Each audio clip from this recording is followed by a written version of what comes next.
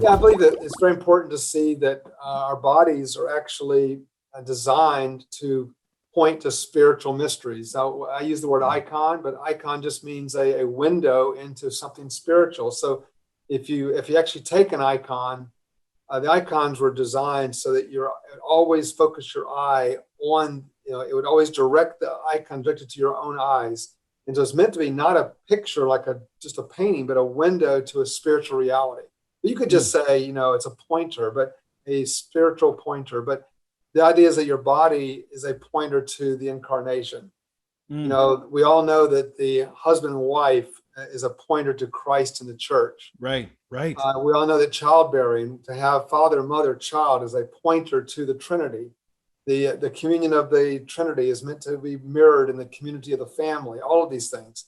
So once you destroy the body, once you destroy marriage, the fruitfulness of marriage and childbearing, all those things, you lose that which they point to, the spiritual mysteries.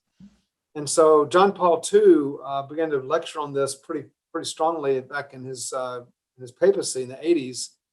And it was very influential throughout the Roman Catholic world, but it was not really brought very clearly into this Protestant world until a man named Christopher West began to write books really directed to the Protestant world, and it opened up a lot of new scholarship. I mean, Nancy Pearcey, you mentioned her, a lot of us were writing on this theme, and we owe a lot to the Roman Catholic work on this area that's been going on. And we're trying to now put it kind of in our own terms, our own ways, about how what it means to embody the gospel and not just preach it, but actually see that we embody it through our daily lives. Where do you think that understanding went awry?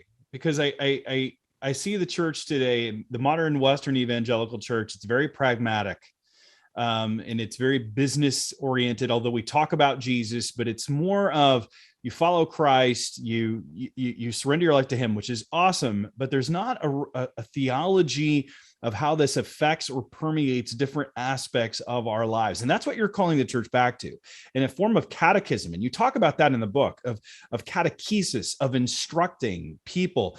How can the church then grasp onto this? So I have two parts to this. Where did the church go awry? And how basically can we recapture this idea? That we can definitely recapture it. The problem is that the church quit catechizing new members into, disciple them into the faith. That's the basic problem. So in my world, the Western world, we call this the first half of the gospel and the second half of the gospel. The first half of the gospel being justification, second half being sanctification and growth and discipleship. And I think, unfortunately, in the modern period, there's been such an emphasis on lowering the bar, making the gospel simple, reducing it to very, kind of bite-sized pieces.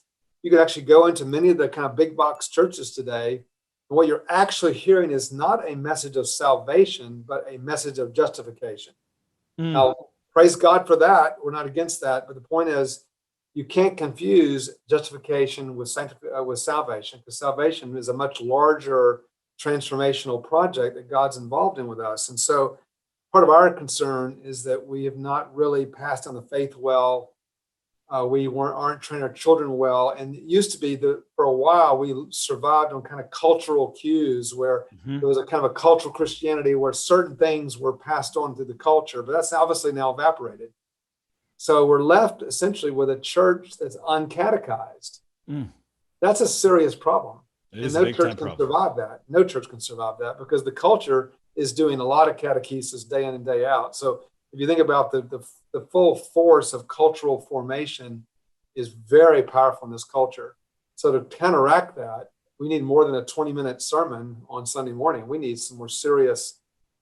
So what we're trying to do is, and I have another book coming out this year on catechesis, which lays out kind of the whole vision. But the church has to understand, in the early church, they had two phases of it. One phase was during Advent, the whole period before before Lent, before Easter. During Lent, they would go through instruction. You become a Christian, baptized at Easter, and then another phase where you learn what it's like to be a member of the church, called mystagogy, which went all the way to Pentecost.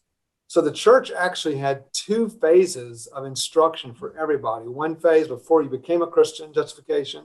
One phase as you received the Spirit and grew in your faith. And all that's pretty much evaporated into very either nothing or very short kinds of things, because we've moved to this kind of user-friendly, ask no questions, make it simple kind of Christianity, which is not reproducible in the long run. Is that just an American gospel? Well, unfortunately, this is a global challenge. It's not simply an American problem. This has been a problem around the world. Now, it's true, some churches have stronger commitment to catechesis than others, but this is really it's not really an American gospel so much as it is as a kind of a shallow gospel that is taking one part of the gospel, making that the whole thing, and baptizing that. And that's unfortunate. That happens all across Africa, happens in Asia, happens all over the world.